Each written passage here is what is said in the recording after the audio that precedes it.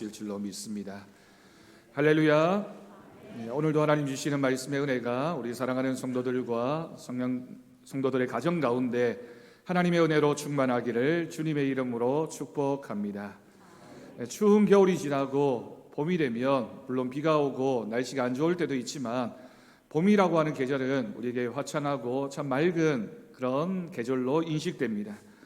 그래서 왠지 봄에는 좋은 일이 있을 것만 같습니다. 종종 예전에 가르쳤던 청년들의 결혼 소식을 듣고 청첩장을 받을 때가 있습니다.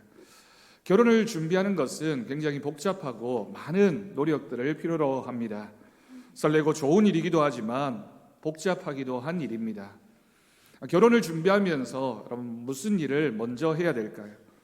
결혼을 준비하는 예비 부부가 준비하는 것 세 가지를 줄여서 스드메라고 부른다고 합니다. 스튜디오와 드레스와 메이크업을 잘 준비하는 것.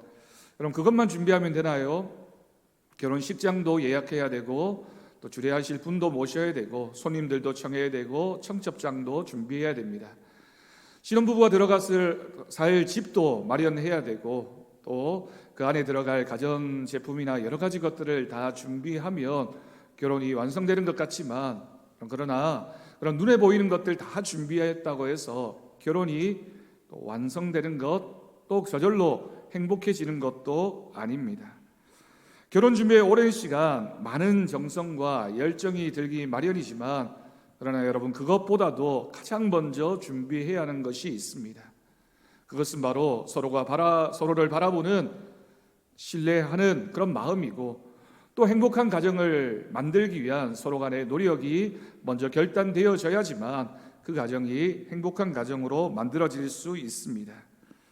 그렇게 여러 가지 과정을 거쳐서 결혼을 하게 되면 행복한 가정이 만들어질 것 같지만 그러나 그때부터는 이제 서로 사랑하는 사이에서 가족으로 살아가야 됩니다. 결혼은 목적이 아닙니다. 가족은 그 가족을 통해서 함께 행복해지기를 원하는 마음들, 그리고 그 가족 구성원들은 서로를 바라보면서 행복해질 때 진정한 가정이 되어질 수 있습니다. 그렇다면 가족이 행복해지려면 무엇을 준비해야 될까요? 가족을 생각해 보면 가족은 일상을 함께하는, 일상을 함께 나누는 그런 구성원이라고 할 수 있습니다. 일상을 같이 한다는 것은 특별한 시간이나 특별한 장소나 특별한 다짐이 아니라 실제 생활에서 서로 부대끼면서 살 때 어떻게 사는지를 말하는 것입니다. 결혼 전에는 좋은 식당에 가서 분위기 좋은 곳에서 서로 사랑한다고 고백하고 함께 미래에 일어날 일들을 생각하면 그러면 행복해지는 것 같지만 결혼은 현실이고 결혼 후에는 일상을 함께 하면서 서로 많은 것들을 공유하고 많은 것들을 경험하게 됩니다. 일상을 같이 하는 가족을 생각해 보면 같이 자고 같이 먹습니다. 이것도 여러분 쉬운 일이 아닙니다. 한 침대를 쓰면서 어디에 누울 것인가를 결정해야 되고 또 같이 먹으면서 무엇을 먹을까, 누가 준비해야 되나, 그리고 그 가정에 누가 청소를 하고 빨래를 하고 많은 것들을 함께 의논하고 함께 해가야 됩니다. 그러다 보면 생각이 달라서 다툴 때가 있습니다. 다음 날 멋쩍게 서로 웃으면서 풀어지게 됩니다. 서로 좋은 걸 가지려고 싸우기도 하고 자기가 옳다고 다투다 보면 또 엄마에게 이럴 때도 있고 형제 간에도 참 많은 일들이 벌어지게 됩니다. 누가 감기에 걸리면 모든 사람들에게 옮겨지게 되고 식구가 다 같이 고생을 하면서 우리가 한 가족이구나라는 것을 알아가게 됩니다. 언니나 형의 옷을 몰래 입기도 하고 또 화장품을 몰래 훔쳐 바르기도 하면서 형제가 있다라고 하는 것을 인식하게 됩니다. 누가 잘 되면 서로 좋은 일인 것 같지만 그러나 은근히 배가 아픈 경험도 형제들 간에 할 때도 있습니다. 별것 아닌 일에 깔깔거리고 별것 아닌 일에 상처를 받고 또 소원해질 수도 있는 것이 가족이기 때문에 경험하는 일들입니다. 여러분 이 시간이 짧은 시간이 아니라 평생을 함께 하게 됩니다. 예전에는 부부가 함께 25년을 산다, 50년을 산다 하면 굉장히 오래 살고 그렇게 사는 것이 목적이 되기도 했지만 요즘에는 살다 보면 워낙 평균 수명이 길다 보니 50년, 60년, 70년도 이렇게 함께 사는 시간들을 보내게 됩니다. 네, 여러분, 가족은 일상을 함께하는 사람들이기 때문에 일상을 함께하는 사람들은 그 가족을 행복하게 만들기 위해서는 목적과 우선순위를 바로 해야 됩니다. 가족이 우선이고 가정의 행복을 위해서 서로 희생하는 것입니다. 가족 안에서는 내가 먼저이고 내가 먼저 이익을 생각하게 되면 그 가족은 행복한 가정이 될 수가 없습니다. 결혼하기 전에는 자기 만족을 위해서, 자기 기쁨을 위해서 살았지만 결혼 후에는 서로를 행복하게, 또 가족을 위해서 희생할 줄 아는 마음이 있어야지만 그 가정이 완전해지는 것입니다. 그런데 반대로 가족 안에서조차도 내가 우선이고 내가 중심이고 내 감정만 중요하게 생각하다 보면 그 가족은 결국에는 어려움을 겪을 수밖에 없습니다. 네, 여러분, 가족과 더불어서 우리는 교회도 또 하나의 가족이라고 생각합니다. 행복한 가정을 위한 조건이 있는 것처럼 교회도 행복한 가정이 되려면, 행복한 교회가 되려면 몇 가지 조건들이 있습니다. 교회에서도 다른 일들보다 우선적으로 해야 할 일, 먼저 해야 할 것이 있습니다. 가정에서도 우선순위가 분명해야 되겠지만 교회도 다른 일들보다 가장 우선적으로 생각해야 하는 것, 그 순서가 잘 정해져 있어야지만 그 교회가 행복한 교회가 될 수 있는 겁니다. 여러분, 우리는 어려운 일을 만나면 하나님부터 찾아야 됩니다. 어려운 일을 만났는데, 위기를 만났는데 하나님을 생각하지 않고 하나님을 떠올리지 않으면 믿음이 있다라고 말할 수 없습니다. 그런데 반대로 좋은 일을 만날 때도 하나님부터 찾아야 됩니다. 나에게 이런 은혜가 주어진 것, 이런 감사의 제목이 주어진 것도 하나님이 우리와 함께 하시기 때문입니다. 여러분, 새벽 기도회를 나올 때 바쁘다 보면 단추 순서를 잘못 끼울 때가 있습니다. 첫 단추를 잘못 끼우면 아무리 다음 단추를 똑바로 달아도 결국에는 그 단추는 흐트러질 수밖에 없습니다. 그래서 우리 속담에도 첫 단추를 잘 끼워야 된다라는 말이 있습니다. 여러분, 성도에게는 하나님이 믿음에 있어서 첫 단추입니다. 무슨 일을 하든지 주님을 먼저 찾아야 우리의 하는 모든 일들이 형통케 되는 은혜가 있을 줄로 믿습니다. 하나님을 가장 첫 번째 단추로 깨우고 무슨 일을 하든지 하나님이 우선이 되는 삶을 살아가는 것, 그것이 믿음의 출발입니다. 여러분, 이스라엘의 가장 위대했던 왕이 누구냐라고 물으면 대부분의 사람들이 두 번째 왕이었던 다윗 왕을 떠올리게 됩니다. 다윗 왕은 모든 면에 있어서 뛰어난 인물이었습니다. 또한 신앙의 인물이었습니다. 많은 이유들이 있지만 그 중에서도 우리가 다윗을 위대한 왕으로 평가하는 데는 이유가 있습니다. 오늘 말씀에서 우리가 다윗이 어려울 때, 그리고 다윗이 형통했을 때 감당했던 그 일들을 살펴보면서 다윗에게 있어서 가장 훌륭했던 점이 무엇인지를 함께 말씀을 통해 나누어 보려고 합니다. 그 중에 가장 우선이 되는 것은 다윗은 하나님을 먼저 생각하는 믿음이 있었다라고 하는 겁니다. 믿음에 있어서 우선순위가 분명했던 인물이 바로 다윗이었습니다. 다윗의 어려움을 겪었을 때 대표적인 사건이 다윗이 사울 왕을 피해서 쫓겨다닐 때의 일입니다. 사무엘상 24장에 다윗이 엔게디 광야에 머무를 때 사울 왕이 다윗을 잡아 죽이려고 그를 쫓아온 적이 있었습니다. 그런데 마침 다윗이 숨어있던 그 굴 속에 사울 왕이 혼자 볼일을 보기 위해서 들어오게 됩니다. 다윗에게 기회가 찾아왔던 겁니다. 사울 왕을 제거할 수 있는 절호의 기회입니다. 다윗이 사무엘로부터 기름 부음 받은 후에 끊임없이 사울 왕을 피해 다녀야만 했습니다. 자신의 정적 다윗을 죽이려고 했던 사울은 끝까지 다윗을 쫓았고 어떤 방법으로든지 다윗을 죽이려고 했습니다. 죽음의 위기를 무수히 넘겨야만 했던 이 다윗 앞에 사울 왕이 제 발로 찾아왔고 그리고 기회가 주어진 겁니다. 마음만 먹으면 이제 내가 사울 왕을 제거하고 자신이 왕에 오를 수 있는 그런 형편 가운데 처하게 되었습니다. 근데 여러분, 다윗의 위대했던 점은 그렇게 하지 않았습니다. 왜 그렇게 하지 않았을까요? 다윗에게는 우선순위가 하나님이셨기 때문입니다. 사울왕의 겉옷자락을 베고 모른 채 했고 그를 그냥 돌려보냈습니다. 그리고 사울왕과 다윗이 그 사건 이후에 대화하는 장면을 이렇게 기록하고 있습니다. 사무엘상 24장 15절 말씀을 보면 다윗이 간절한 마음으로 이 일을 사울왕에게 알려주며 했던 자신의 마음을 표현했던 그 구절입니다. 그런즉 여호와께서 재판장이 되어 나와 왕 사이에 심판하사 나의 사정을 살펴 억울함을 풀어주시고 나를 왕의 손에서 건지시기를 원하나이다 하니라. 아멘. 다윗이 하나님을 어떤 존재로 생각했습니까? 이 말씀을 보면 왕과 나 사이에, 사울왕과 나 사이에 하나님은 재판장이 되어 주십니다 라고 고백하고 있습니다. 어떤 일이 우선이 되는지, 내가 얼마나 억울한 일을 당하고 있는지, 내가 어떤 형편 가운데 있는지, 이 모든 일에 하나님이 심판하시는 재판장이라는 고백입니다. 이 말을 다른 말로 표현한다면 내가 하나님보다 먼저 앞서지 않겠다라고 하는 다윗의 고백입니다. 하나님이 기준이 되어주시고 하나님이 재판장이 되어주시니 내가 하나님보다 먼저 앞서서 내가 원하는 것을 이루지 않겠다라고 다윗이 고백하고 있습니다. 주님의 판단에 맡기겠다라고 하는 다윗의 믿음입니다. 이런 다윗의 마음을 알게 된 사울왕도 다윗을 향해서 고백합니다.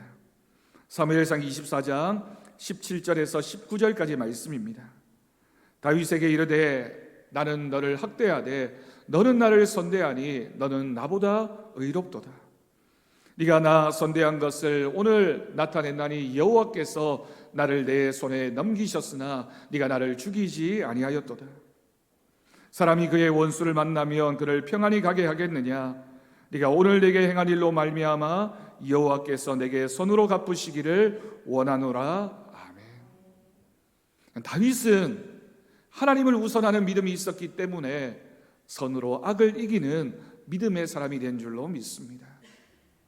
내가 무엇을 하려고 했던 것이 아니라 내가 내 목적을 이루는 것에 혈안이 되어서 그런 방법을 동원했던 것이 아니라 하나님을 우선하고 하나님을 믿음의 가장 우선순위로 두었을 때 선으로 악을 이기는 하나님의 역사가 있었던 것입니다.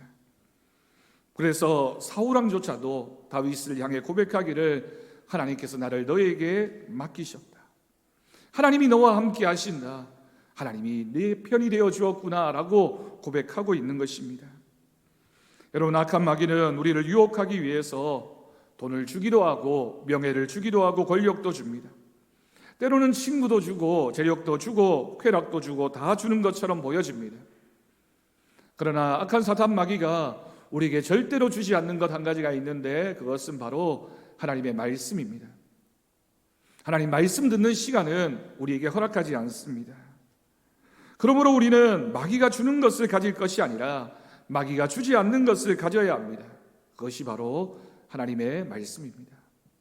하나님 말씀을 들으면 우리의 우선순위가 바뀌어지기 때문에 마귀가 그것만큼은 어떻게 하든지 방해하려고 애쓰는 것이죠. 하나님의 말씀을 의지했던 다윗은 유혹과 시험에 빠지지 않았습니다. 하나님 말씀을 알고 있었기 때문입니다. 하나님의 마음을 알고 있었고 하나님이 기뻐하시는 우선순위가 무엇인지를 알고 있었기 때문에 그가 믿음으로 이 모든 선택들을 해갈 수 있었습니다. 오늘 본문 말씀도 마찬가지입니다. 다윗이 어려움 가운데서도 하나님을 우선했지만 오늘 본문은 그 반대의 상황을 우리에게 가르쳐주고 있습니다. 오늘 말씀의 배경은 오랫동안 예루살렘 성을 떠나 있었던 하나님의 법궤가 다시 예루살렘으로 돌아오던 그 장면을 기록하고 있는 말씀입니다. 이스라엘의 변경에서 머물고 있었던 하나님의 법궤를 예루살렘으로 돌아오는 그 일인이 얼마나 국가적으로 경사이고 다윗 왕의 마음도 기뻤을까요? 여러분, 권력을 가진 사람들의 특징이 있습니다. 그것은 자기의 치적을 드러내는 것입니다. 명성을 얻는 것이고 백성들의 인기를 얻을 수 있는 기회이기 때문에 또 자신의 왕의 자리를 굳건하게 만들 수 있는 기회이기 때문에 다윗에게는 이 시간, 이 기회가 굉장히 크게 느껴졌을 겁니다. 백성들의 인정을 받고 민심을 얻기 위해서라면 정치가들은 무엇이든지 하는 사람들입니다. 다윗에게 그런 기회가 찾아왔습니다. 오래전 사무엘 선지자의 먼저 스승이었던 엘리 선지자가 이스라엘을 다스릴 때 일어났던 일입니다. 엘리의 아들들이었던 홈리와 비느하스가 블레셋과의 전쟁에서 이기기 위해서 하나님의 법궤를 그 전쟁터로 가져갔다가 하나님의 법궤를 블레셋 사람들에게 빼앗기게 됩니다. 물론 하나님의 능력과 기사와 이적으로 말미암아 그 법궤가 이스라엘 땅으로 돌아오게 됩니다. 그런데 전쟁에도 지고 설상가상으로 그 법궤마저 블레셋에게 빼앗겨버리는 일이 벌어졌을 때 아무도 그 일에 대해서 책임지려고 하지 않았습니다. 하나님의 법궤가 블레셋에서 이스라엘 땅으로 돌아온 것도 하나님의 역사였습니다.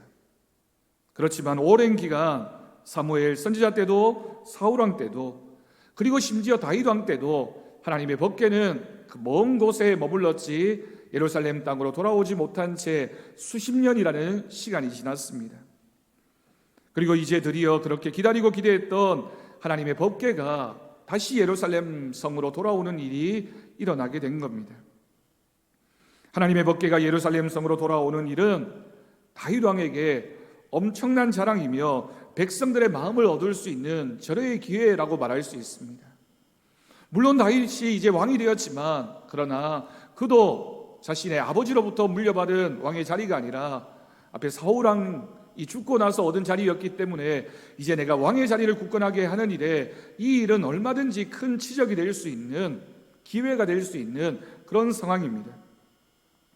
일반적인 경우라면 이 일에 대한 축하 행사를 하고 내가 얼마나 위대한 일을 한 왕인지를 알리는데 노력하지 않겠습니까? 요즘 식으로 말하면 이런 기회는 얼마나 좋은 기회입니까? 백성들의 마음을 얻을 수 있는 기회이고 표와 연결되는 상황이니 인터넷으로 홍보하고 또는 언론을 통해 알리고 텔레비전에 출연하고 일이 얼마나 큰 일인지를 온 국민들에게 알리면서 내가 이제 드디어 대단한 대통령이 되었다고 나는 이런 정치가라고 자랑할 수 있는 기회이지 않겠습니까? 네, 여러분, 이런 결정적인 순간, 이런 영광스러운 자리에 다윗 왕이 먼저 한 일이 있습니다. 오늘 우리가 읽진 않았지만 앞에 말씀인 역대상 16장 1절 말씀을 보면 이렇게 기록하고 있습니다.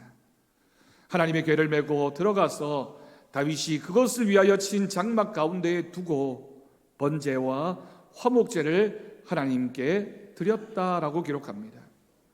여러분, 번제는 지금까지의 모든 우리가 지은 죄를 하나님 앞에 용서받는 예식입니다.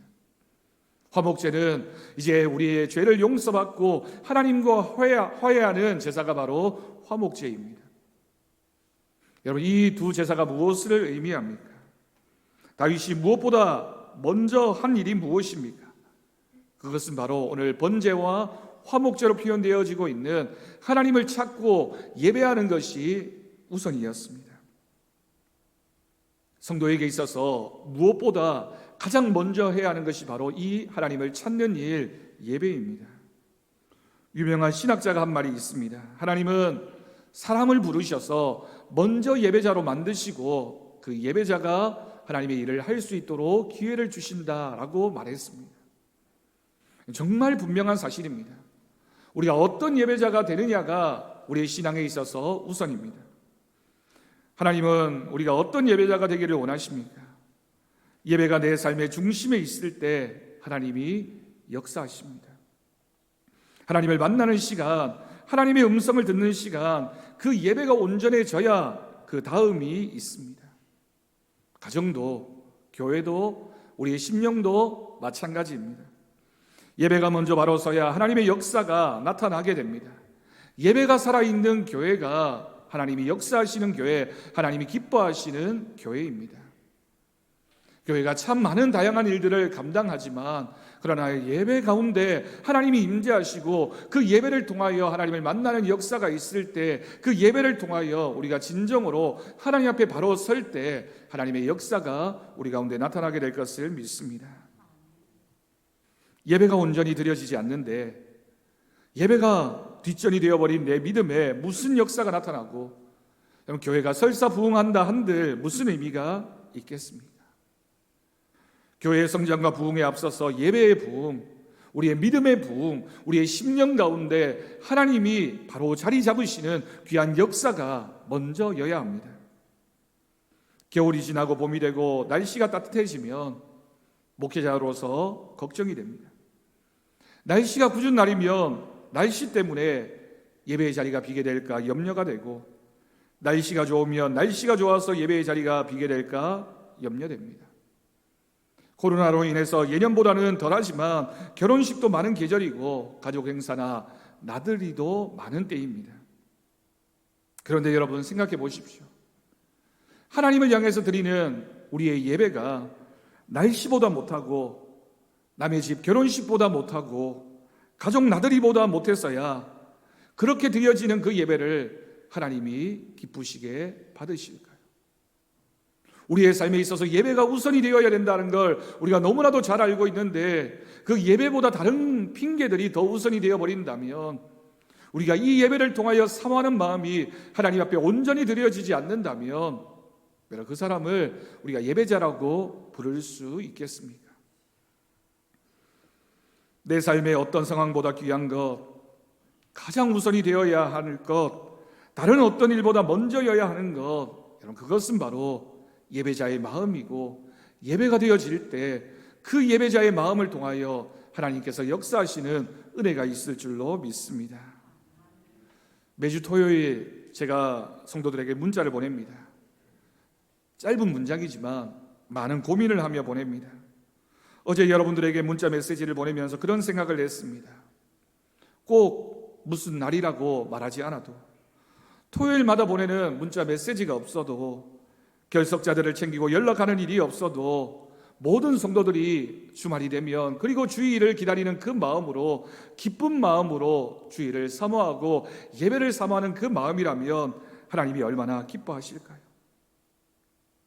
우리가 하나님 앞에 기쁜 마음으로 주일에는 어떤 일보다 예배가 중심이 되어서 주님을 찾는 그 마음이 있다면, 그렇게 드려지는 예배라면 하나님이 기뻐하시는, 기뻐받으시는 그런 예배가 될 줄로 믿습니다.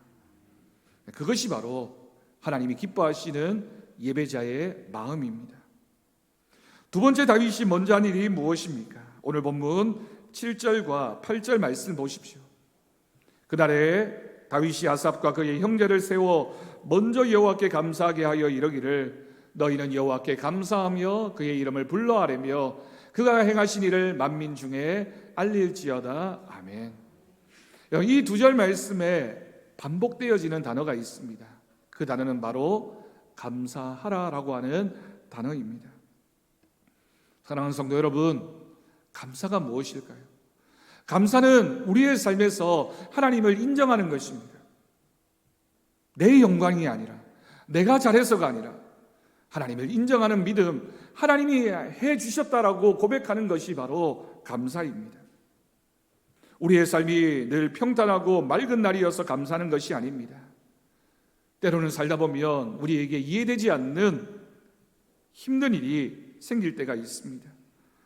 폭우가 쏟아지고 세찬 바람이 우리의 인생에 불어옵니다. 그럴 때 하나님이 왜 이러십니까? 불평하고 원망할 수 있습니다. 그러나 여러분, 그럴 수 있지만, 그러나 믿음의 사람은 그것보다 먼저 해야 할 일이 있습니다. 하나님이 그 먼저 해야 할 일을 할 때 기뻐하시기 때문입니다. 여러분, 무엇보다 먼저 감사하십시오. 무슨 결과가 있고 나서 하는 감사가 아니라 하나님의 역사하심을 믿고 하나님이 하실 것을 믿고 먼저 감사해야 됩니다. 그래서 감사는 먼저 감사입니다.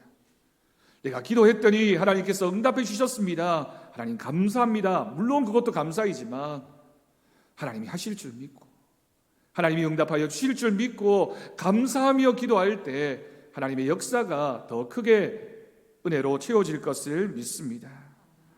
우리가 예수님을 따르는 것은 휘파람을 불며 가는 것이 아니라 십자가를 지고 가는 우리들의 삶입니다. 진정한 행복은 고난이 없을 때가 아니라 고난을 극복했을 때 느껴지는 것입니다. 여러분, 좋은 날씨는 늘 좋을 때 좋은 날씨로 고백되어지는 것이 아니라 폭우가 지나간 다음에 오는 따뜻한 햇살이 우리에게 얼마나 감사의 제목이 되고 얼마나 하나님 앞에 감사하게 됩니까? 우리의 믿음은 힘들 때 예수님에게만 기대는 것이 아닙니다. 어떤 상황에서도 주님을 의식하고 주님이 이 모든 일에 역사하여 주실 줄 믿고 주님을 향한 우리의 믿음의 고백, 주님께 모든 것을 맡기는 것입니다. 현대인들에게 감기만큼이나 흔한 질병이 있습니다. 그것은 영혼의 감기라고 불리는 우울증입니다. 사실은 모든 현대인들에게 있어서 어느 정도의 우울감은 누구에게나 있고 현대인들은 그런 아픔을 가진 채 살아가고 있습니다. 나만 힘든 것 같고 나만 외롭고 나만 어려운 것 같은, 그래서 홀로 남겨진 것 같은 무기력감이 우리의 마음을 힘들게 하고 우리의 삶을 참으로 어렵게 만듭니다. 하지만 그럼에도 불구하고 믿음의 사람은 결코 잊지 말아야 할 한 가지 사실이 있습니다. 그것은 하나님은 항상 어떤 상황에서도 우리와 함께 하시는 분이라는 우리의 믿음의 고백입니다. 먼저 감사를 시작한 사람에게는 하나님이 주시는 기쁨이 시작됩니다. 여러분, 감사의 능력이 위대한 것은 감사하기 시작한 사람에게 주어지는 것이 바로 기쁨입니다. 기쁨은 모든 우리의 마음속에 주는 영양제이고 우리의 영혼을 살려내는 하나님이 회복케 하시는 은혜입니다. 그러니 여러분, 감사가 먼저입니다. 하나님은 우리와 함께 하시는 분이십니다. 우리가 기억해야 할 것은 하나님은 항상 우리와 함께 하시며 감사를 시작한 사람에게 주시는 기쁨이 있다는 사실 꼭 기억할 수 있기를 바랍니다. 오늘 본문 9절 말씀 보십시오. 하나님께 노래하며 하나님을 찬양하고 하나님의 모든 기사를 전할지어다. 이어지는 10절 말씀입니다. 하나님의 성호를 자랑하라. 여호와를 구하는 자마다 마음이 즐거울지로다. 아멘. 하나님을 찾는 사람, 하나님을 인정하며 하나님께 감사하는 사람에게 주어지는 기쁨이 충만할 줄로 믿습니다. 그러니 여러분, 우리의 삶에서 항상 찬양이 넘쳐날 수 있기를 바랍니다. 항상 찬양해야 됩니다. 아침에 일어나서부터 저녁에 잠자리에 들기까지 찬양이 우리의 입술을 떠나지 않기를 바랍니다. 우리의 마음의 찬양, 우리의 입술의 찬양, 늘 찬양하고 하나님을 생각하고 감사하는 것, 하나님 앞에 영광을 올려드리는 것이 우리의 삶의 기본이 되어질 때 하나님께서 우리의 기쁨을 더해 주십니다. 어떤 나쁜 생각도 물리치는 찬양의 능력과 기쁨의 능력을 믿습니다. 우리의 우울한 마음, 우리의 실패하고 낙심한 마음, 모든 것을 잃어버린 것 같은 상실한 마음 가운데 하나님이 주시는 약이 있습니다. 그것이 바로 찬양입니다. 찬양하는 자에게 하나님이 주시는 회복의 은혜가 있을 줄로 믿습니다. 마지막으로 우리는 기억해야 됩니다. 여러분, 본문 12절과 15절 말씀에서 반복되는 말씀이 무엇입니까? 그의 종 이스라엘의 후손 곧 택하신 야곱의 자손, 너희는 그의 행하신 기사와 그의 이적과 그의 입의 법도를 기억할지어다. 15절입니다. 너희는 그의 언약 곧 천대에 명령하신 말씀을 영원히 기억할지어다. 여러분, 이 두 말씀 가운데 반복되어지는 말씀이 무엇입니까? 하나님의 법도와 하나님의 말씀을 기억하라라고 하는 말씀입니다. 하나님의 법도와 하나님의 말씀을 기억해야 합니다. 하나님의 말씀을 기억하는 사람을 하나님께서 책임지시고 하나님께서 인도하시며 하나님이 그 모든 일에 역사해 주십니다. 말씀을 묵상하는 것이 그래서 귀합니다. 하나님 말씀을 늘 가까이 하면서 하나님의 음성 듣는 것을 즐거워하는 사람에게 하나님이 주시는 은혜가 있습니다. 여러분, 말씀을 가까이 하십시오. 말씀을 읽고 말씀을 듣고 말씀을 쓰고 말씀을 암송하고 그 말씀이 늘 우리의 눈에 보일 수 있도록, 늘 그 말씀이 우리를 떠나지 않도록 하나님을 가까이 해야 할 것입니다. 말씀을 가까이 하는 심령에게 하나님이 주시는 기쁨의 복이 넘쳐날 줄로 믿습니다. 여러분, 오늘이 사순절 세 번째 주일입니다. 사순절을 시작하면서 여러분들과 함께 말씀을 나누었습니다. 이번 사순절 기간에는 우리가 말씀을 가까이 하고 기도하기에 힘쓰고 하나님을 찬양하는 일에 열심을 다합시다. 그러면 이 사순절이 다 끝나고 부활주일이 되면 하나님께서 믿음의 봄을 우리에게 허락해 주실 줄로 믿습니다. 여러분 3주간 사순절을 어떻게 보내셨습니까? 우리에게 또 남은 사순절이 있습니다. 말씀을 가까이 하십시오. 찬양을 가까이 하십시오. 기도하기에 애쓰십시오. 예배의 자리를 지키면서 주님을 가까이 하는 심령 가운데 하나님이 주시는 은혜가 있습니다. 여러분, 이것이 바로 우리의 삶에서 가장 먼저 해야 하는 것, 가장 우선순위에 있어야 할 것들입니다. 다윗이 어려움의 순간에도 늘 하나님을 우선했습니다. 그리고 영광스러운 그 자리에서도 하나님은 늘 우선이었습니다. 자신의 삶에서 내가 1등이 아니라 하나님이 우선이 되어지고 하나님과 늘 동행하면서 하나님이 하여 주실 줄 믿고 하나님께 맡기는 삶을 살아갈 때 다윗은 믿음의 사람으로 위대한 하나님의 왕으로 인정받을 수 있었던 것입니다. 오늘 이 예배를 통하여 하나님 앞에서 우리가 결단할 수 있기를 바랍니다. 성도의 삶에서 예배가 우선이 되고 감사가 먼저이며 말씀이 첫 번째인 신앙의 삶을 살아갈 수 있기를 간절히 바랍니다. 이번 사순절을 지나면서 우리가 이렇게 믿음으로 결단하고 그렇게 하나님을 찾을 때 주시는 은혜가 부활의 기쁨처럼 우리에게 변할 수 없는, 누구도 빼앗아 갈 수 없는 하나님의 은혜로 주어질 것을 주님의 이름으로 간절히 축원합니다. 기도하겠습니다. 하나님 아버지, 감사합니다. 우리가 오늘 이 말씀을 통하여 다윗이 어려움의 순간에서도 또한 영광스러운 그 순간에도 하나님을 우선하는 믿음으로 살아갔던 것처럼 하나님, 우리도 하나님이 우선되는 우리들의 삶이 되게 하여 주옵소서. 어떤 바쁜 일상에서도 어떤 중요한 일을 앞두고도 또한 우리의 마음이 복잡하고 어렵고 힘든 상황이라 할지라도 늘 하나님을 우선으로 생각하며 예배와 감사와 말씀으로 우리의 삶을 하나님 앞에 온전히 드리는 우리 모두가 되게 하여 주옵소서. 사순절을 지나 부활주의를 우리가 기다리고 맞이하면서 우리의 믿음 가운데 소망이 생겨나기를 원합니다. 코로나를 지나 믿음의 일상을 회복하게 하시고 하나님이 주시는 믿음의 봄이 우리에게 찾아오게 하여 주옵소서. 감사드리옵고 예수님의 이름으로 기도드립니다. 아멘.